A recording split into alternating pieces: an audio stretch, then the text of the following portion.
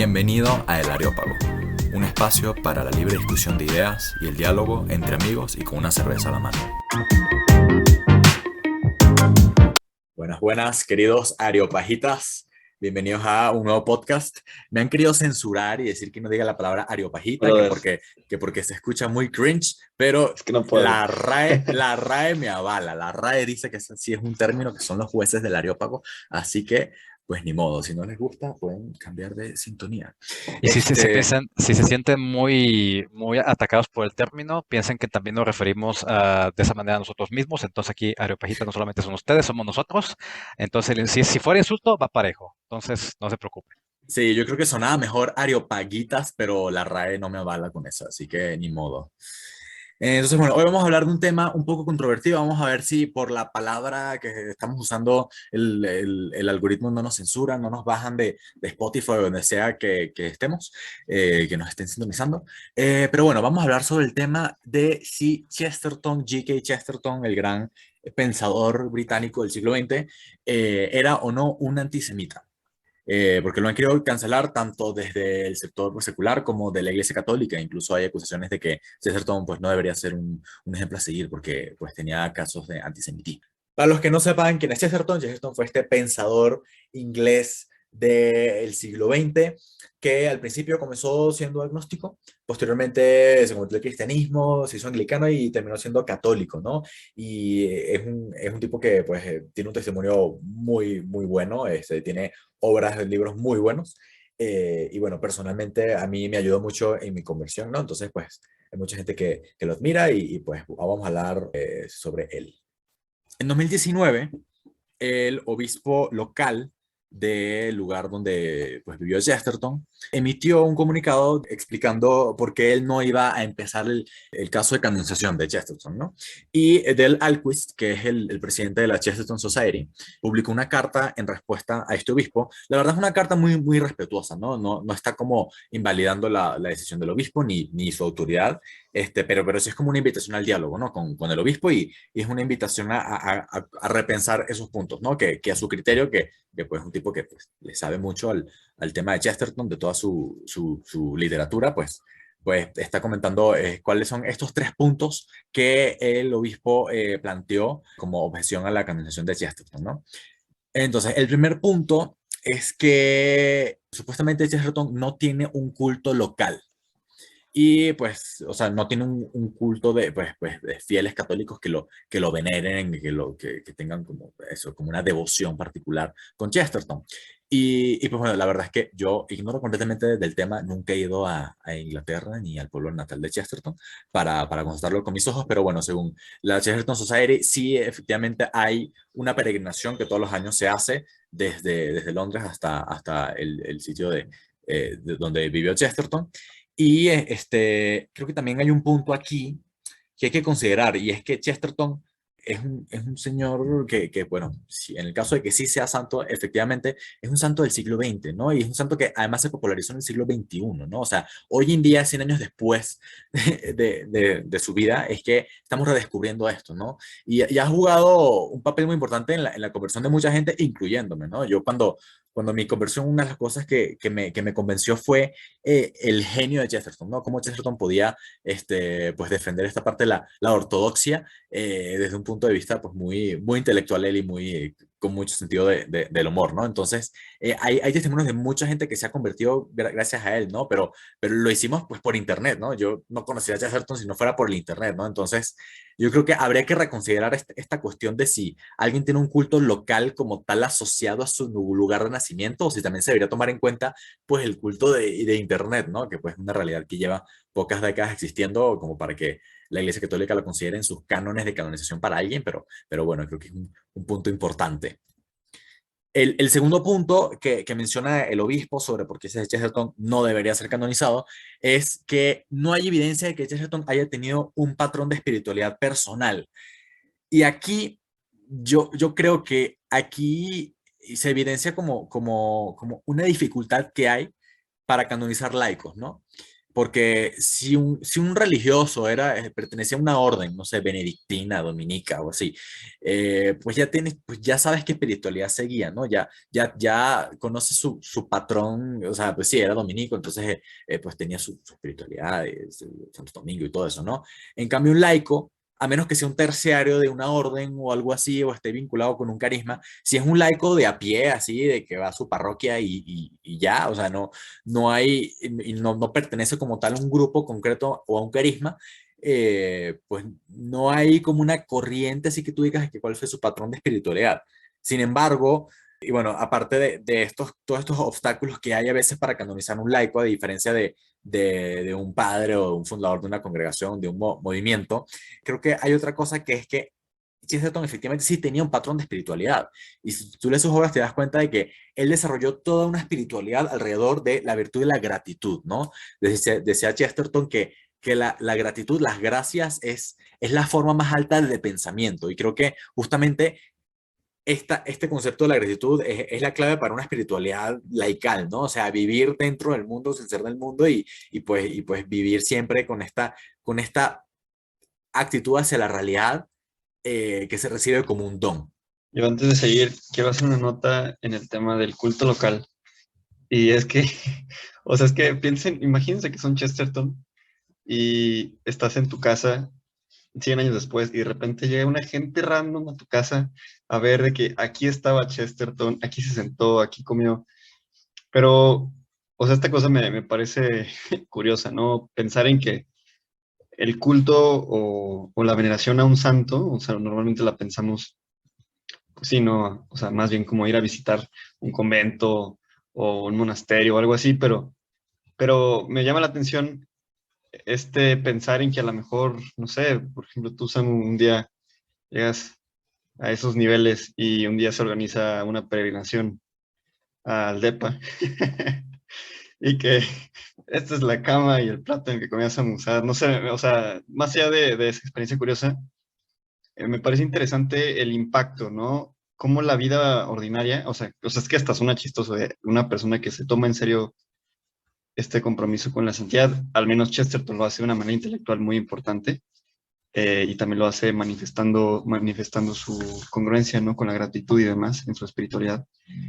Pero cómo de qué forma, o sea, realmente hablando de Chesterton, nos puede abrir los ojos a pensar que incluso nuestros ambientes más ordinarios se pueden volver lugares para que en el futuro o en el presente otras personas puedan peregrinar, ¿no? A conocer cómo en el ordinario de un laico, ¿no? Puede surgir un compromiso con la verdad, un compromiso con Dios.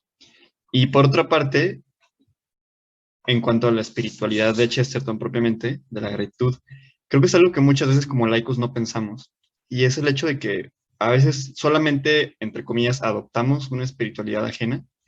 Es decir, no sé, no, pues yo sigo la espiritualidad de San Francisco y todo el tema de contemplar a Dios en la naturaleza, de a lo mejor, no sé, si es tema de robarte la espiritualidad de algún santo, de algún movimiento. Pero, o sea, ahorita que decían lo de la espiritualidad de Chesterton, o sea, obviamente hay tantos caminos espirituales como personas hacia Dios, relaciones de Dios con nosotros como personas. Y me hace preguntarme, o sea, realmente no lo tengo muy concreto, o sea, ya sé que mi espiritualidad tiene cierta influencia de ciertos movimientos, pero ¿cuál es mi personalidad espiritual, por así decirlo? O sea, yo, Alex, ¿qué me define a mí como en términos espirituales? O sea, ¿a qué atiendo más? Porque vemos que Chesterton tendría a la gratitud, pero cada uno de nosotros como a qué tiene, ¿no? Creo que es una pregunta importante que hacernos, pues, para conocernos, ¿no? A nosotros mismos en relación a Dios. Fíjate, yo amo a Chesterton y lo amo tanto porque hace que la vida de la virtud e incluso pues, de santidad, si consideras que es candidato a canonización, la hace que sea normal. Y me parece que es un ejemplo que nos hace falta mucho en el mundo moderno. Ahorita que estaba reflexionando en esta idea, Alex, porque últimamente, desafortunadamente, y a lo mejor la parte que esté más del lado derecho del espectro político, si es que existe la derecha y la izquierda ya, eh, probablemente esa parte me va a cancelar cuando digo lo siguiente, pero a mí me parece que dentro de los grandes errores que ha tenido la iglesia últimamente es la velocidad a la que se ha adaptado al mundo moderno. Que obviamente, pues no puedes cambiar una doctrina milenaria de un día para otro, pero sí hay cosas en las que me parece que todavía no he pensado. Y creo que justo el ejemplo de una persona que es laica, que tiene su propio pensamiento, que tiene una espiritualidad propia, puede servir como un ejemplo claro para la santidad para tantísima gente. Porque durante la iglesia, que bueno, es cierto que la idea de una persona santa es una cosa extraordinaria, no cualquiera llega a hacerlo, pero es algo a lo que todo el mundo tiene que aspirar y verlo como algo ajeno a nosotros, como algo lejano, eh, es poquito perjudicial y mucho más para la persona promedio del mundo moderno. Vivimos ya en una sociedad en la cual el recurso más importante es la atención. Y vaya, decirle a una persona de esta generación, o sea, 35 años o menos, que oye, tienes que tener toda una vida, renunciar a todos los placeres de la carne, ser una anacoreta y ser San Francisco de Asís y entregar tu ropa a los pobres y etcétera, para poder ser un hombre de virtud.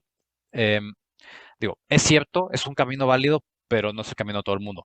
Y esos son los ejemplos más populares, ¿no? Sí, al final yo creo que es cambiar como esta percepción del santo casi que como un semidios, como un avatar más de, así como otras religiones, ¿no? Que los tienen muy así, muy pues, lejanos, ¿no? Muy trascendentes, y verlo más como algo que literalmente es un modelo de imitar, ¿no? O sea, y yo creo que Chesterton justamente hace eso, que lo hacen tan natural que tú dices, claro que puedes ser santo y con sentido del humor y ser laico, y no necesitas, si estás llamado a eso, pues brutal, o sea, vístete de sayal y súbete un palo y quédate ahí y ya, ¿no? Pero bueno, si no está llamado eso como la gran mayoría de la población mundial, pues me parece que deberíamos tener estos ejemplos como hombres laicos, hombres en el mundo, de cómo puedes vivir en santidad con tu familia y siendo un tipo intelectual, ¿no? Siendo un tipo, la verdad, un pensador, iba a decir libre pensador, pero incluso Chesterton odia ese término y le echa mucha tierra a ese término de librepensador, que dice que son la gente que menos son librepensadores, son los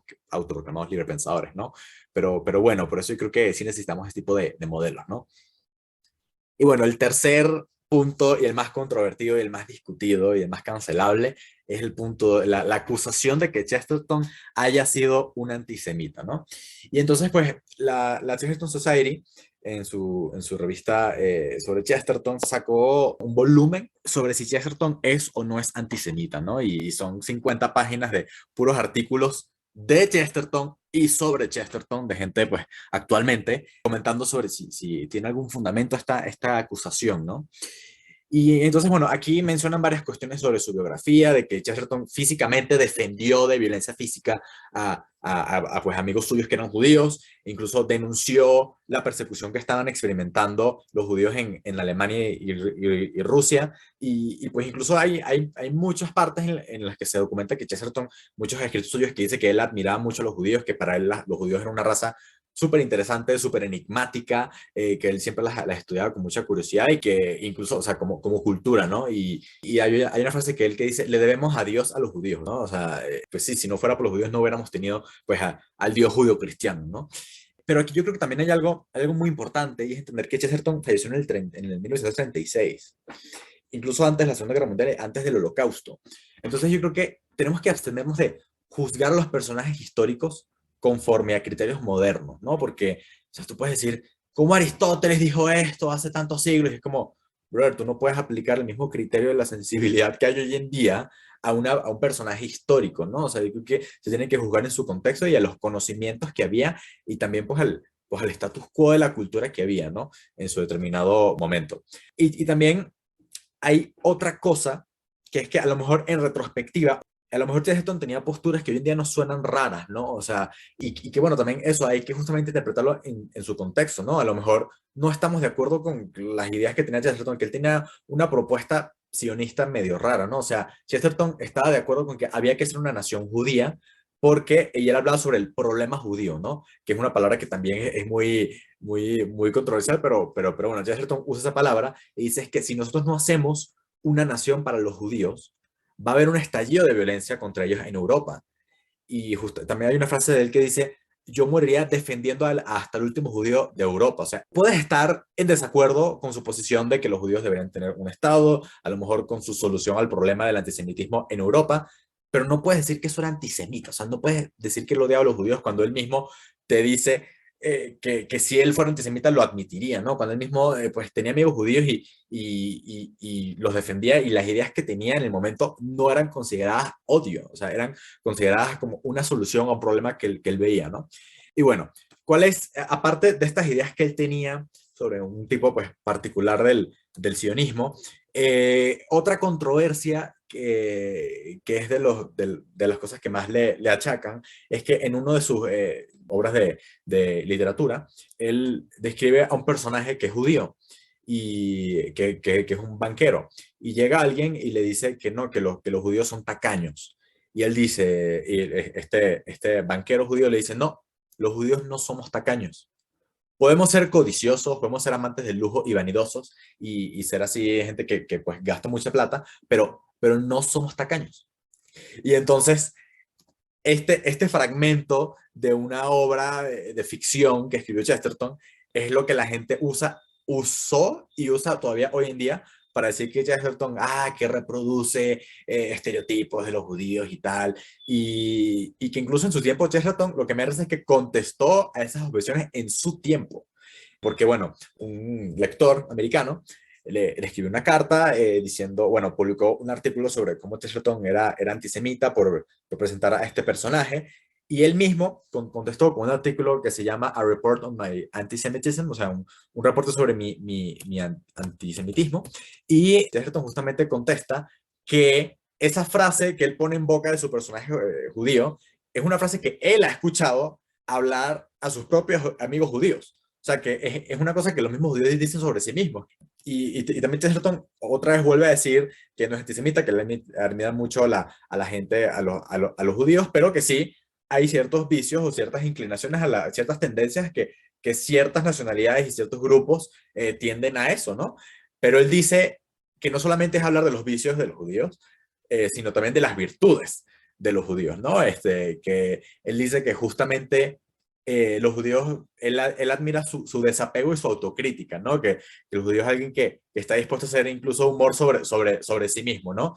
Y aquí me gustaría hacer un disclaimer, ¿no? Yo aquí, bueno, y aquí en el Areópago, ninguno es un antisemita, aquí ninguno es un neonazi, ultraderechista, fascista o algo así. Y bueno, si algún día tenemos un invitado, yo no estaría cerrado a discutir con él, a refutarlo, ¿no? Pero yo me gusta esta frase que dice el Papa Francisco de que todo católico tiene un judío dentro, ¿no? O sea, como que todo católico tiene que interpretar su religión como algo que proviene del judaísmo, ¿no? No es una cosa que esté peleada con eso, ¿no? Son nuestros hermanos mayores en la fe. Entonces se me haría muy absurdo tener una actitud antisemitista cuando pues, nuestro Mesías era judío, ¿no? Y nuestra madre, ¿no? Y también aquí yo creo que cabe recalcar que para los que no estén familiarizados con Chesterton, la verdad es que tú lo lees y te mueres de risa porque el tipo es un provocador, pues, es un tipo que hacía sátira sobre absolutamente todo el mundo. Me parece como, yo siento que Chesterton era como un Voltaire, pero católico. Que bueno, que originalmente pues no era católico, o sea, él era agnóstico, luego se convirtió en anglicanismo y finalmente se hizo católico, ¿no? Y bueno, o sea, Chesterton como buen provocador, él se mete con todo el mundo, y justamente él dice a ver, yo me meto con los franceses, con los alemanes, con los americanos, con los mismos británicos, con los irlandeses, y a mí nadie nunca me ha dicho que soy francófobo o germanófobo o nada, pero digo algo sobre los judíos y me tachan de antisemita. Y de alguna forma, Chesterton se anticipa un siglo, se anticipa a la cultura de la cancelación que estamos viviendo hoy en día, ¿no? Toda esta cultura woke, toda esta cultura de que queremos reescribir toda la historia, de que en vez de ver las cosas en su contexto, en el momento en el que salieron, queremos completamente eliminar toda traza de evidencia de cualquier atisbo de estereotipos, cualquier atisbo de racismo, ¿no? Me acuerdo hace unos años que eliminaron de las plataformas digitales, eliminaron la película de Lo que el viento se llevó, porque presentaba la esclavitud en el sur de Estados Unidos en la Guerra Civil. Y tú ves y dices, o sea, esa película es una obra maestra, ¿cómo quieres cancelar esa película? Pero incluso personajes que hace 10 años los considerábamos completamente inocuos, hoy en día se considera como estereotipados y racistas, pero pero por gente, perdón, pero por gente blanca. La gente que está representada por esos personajes incluso se queja y dice, brother, a mí no se me hacía ofensivo eso, ¿no? Como hace como 2 años que querían cancelar a Speedy González, que porque no representa estereotipos sobre los latinoamericanos y los mexicanos y tal, y lo quisieron eliminar y los mismos mexicanos en Estados Unidos dijeron como que, brother, a mí no me ofende Speedy González, a mí me gusta Speedy. O sea, yo crecí con él, no, no lo cancelen, ¿no? Igual el personaje Apu, que es indio y que tiene una tienda en Los Simpsons, también lo cancelaron, lo eliminaron y pidieron perdón que porque estereotipaba sobre los indios. Y ahí yo digo, o sea, ¿hasta qué punto tenemos que adecuarnos a esta cultura de la cancelación?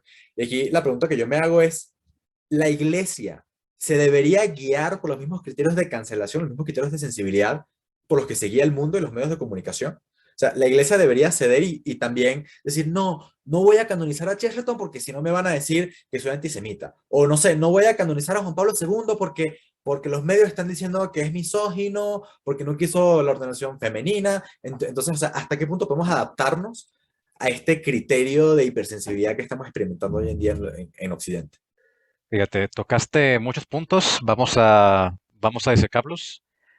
Primero, a mí, ahorita, ahora que lo mencionas, de la particularidad de interpretar a los personajes históricos en el contexto en el que se dieron, ¿no?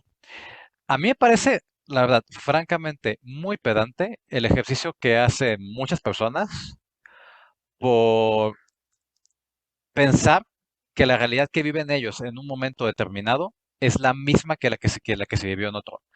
Y eso no solamente aplica para la cultura de la cancelación, sino que aplica muchas veces también para el pensamiento en general, ¿no? O sea, esta idea de que, mira, mi realidad tiene que ser la realidad de todo el mundo, ¿sabes? O como si la verdad, vaya.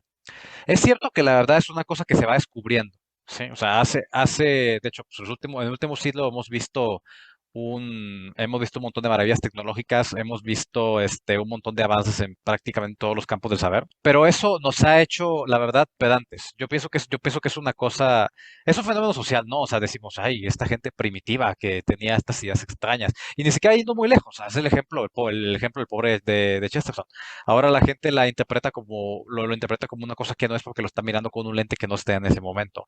Y a pesar de que sí, es correcto. O sea, hay cosas que no cambian. O sea, pues, antes pensamos en el flogisto, que es una sustancia que genera que las cosas se hagan combustión, y resulta que no, eso no es cierto, sino que hacen combustión por alguna sustancia que tiene carbono que se puede oxidar y pues, etcétera, etcétera, ¿no?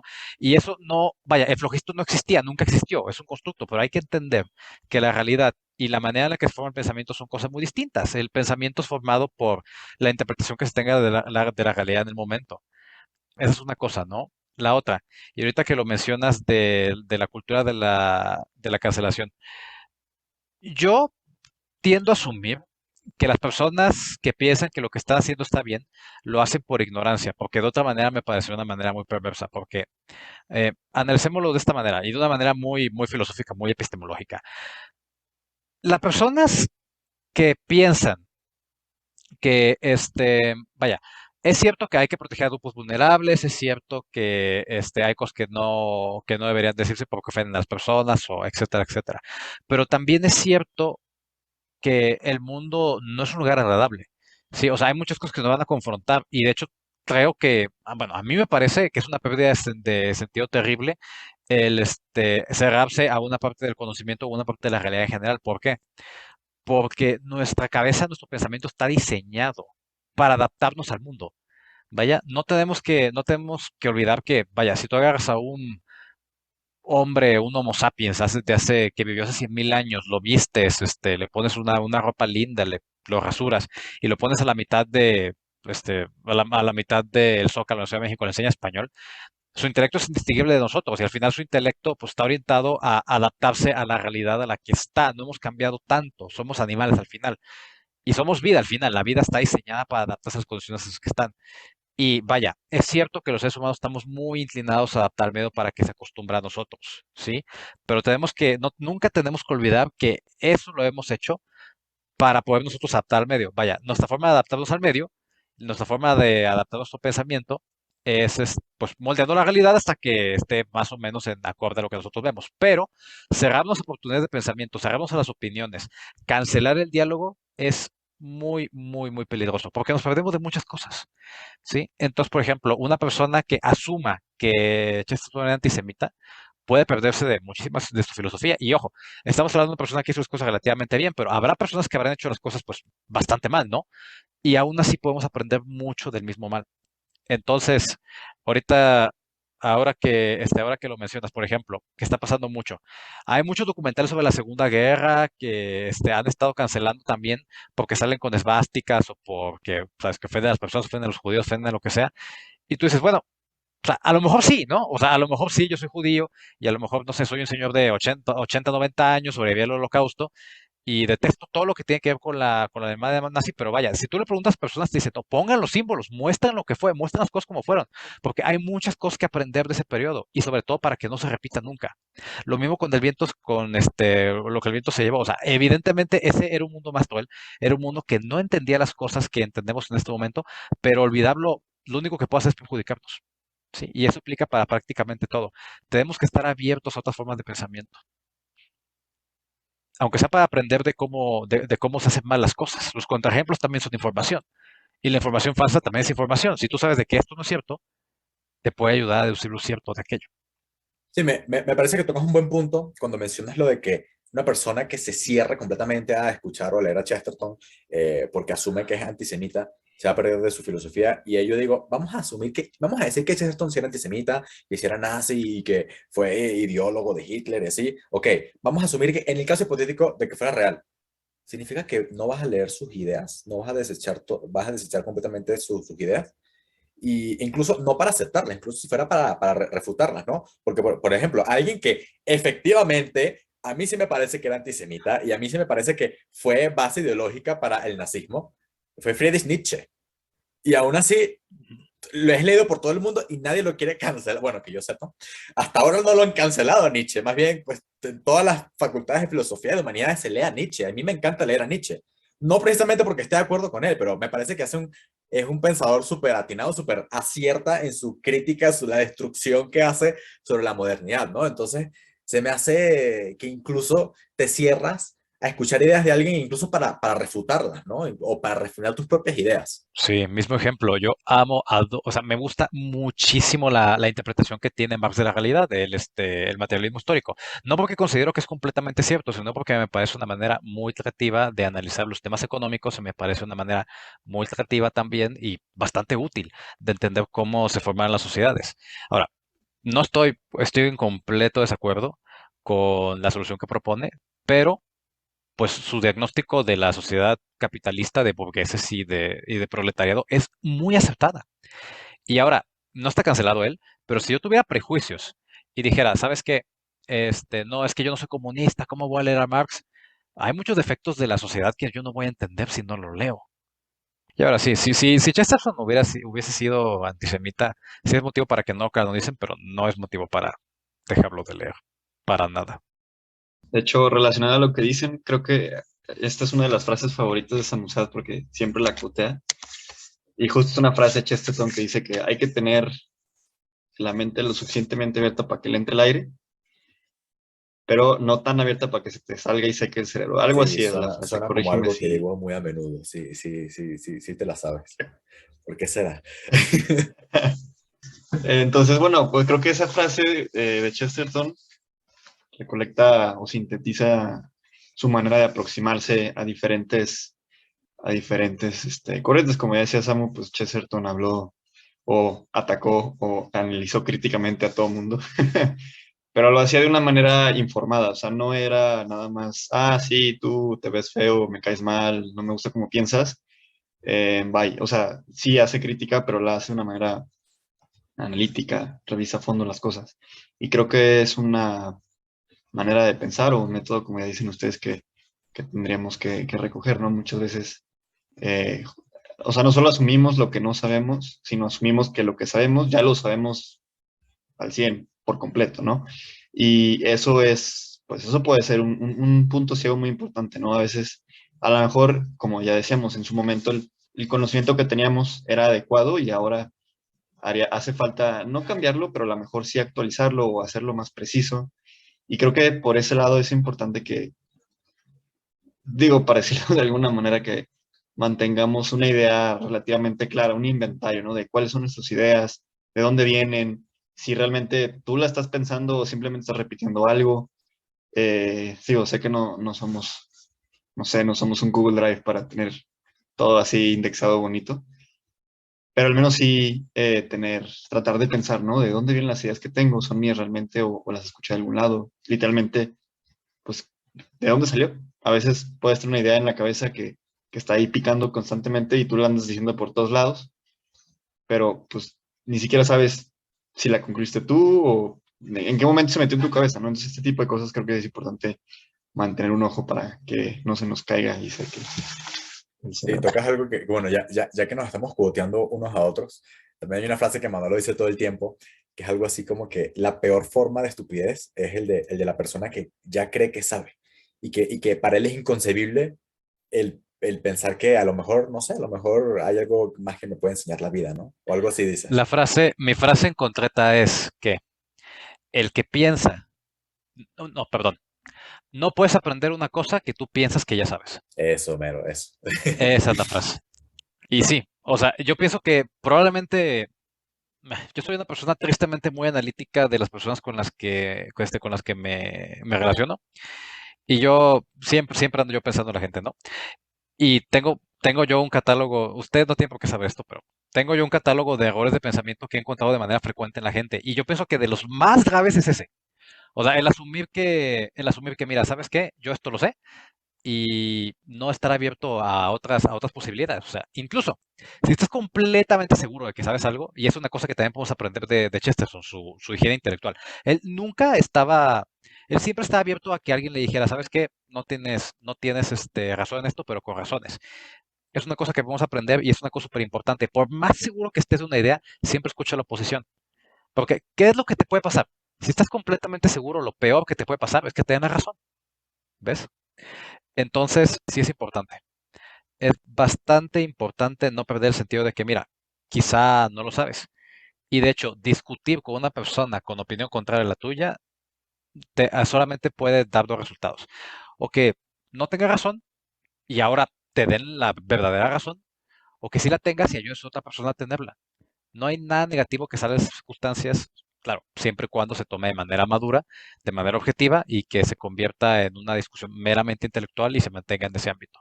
Sí, yo 100% estoy de acuerdo con que lo que podemos imitar de Cheston ya, y así con algo nos podemos quedar de este episodio, fue de esta cuestión de tener una higiene espiritual, ¿no? O sea, a lo mejor tú tienes tu posición arraigada o tienes tu fe y tal, y no se trata de necesariamente cambiar tu postura así radicalmente, pero sí mínimo que escucha atentamente a lo que el otro quiere decir, escucha sin prejuicios, o sea, deja a un lado los juicios a priori que puedas tener y la mentalidad ideológica y escucha verdaderamente el contenido, ¿no? Y si bien no te terminas convenciendo, no terminas cambiando de bando, a lo mejor refinas más tus pensamientos, ¿no? Y entiendes más el punto de vista del otro, entiendes cómo el otro puede tener un punto de vista distinto. Dice Chesterton que un verdadero bigot, o sea, un verdadero prejuicioso, es aquel que no es capaz de contemplar que alguien puede tener una idea distinta, de que yo no puedo creer cómo alguien puede tener esta idea tan absurda, y es como, pues justamente porque tú eres el tonto que no entiendes cómo otro hilo de pensamiento puede llevar a otra conclusión, aunque a esta conclusión tú la consideres equivocada.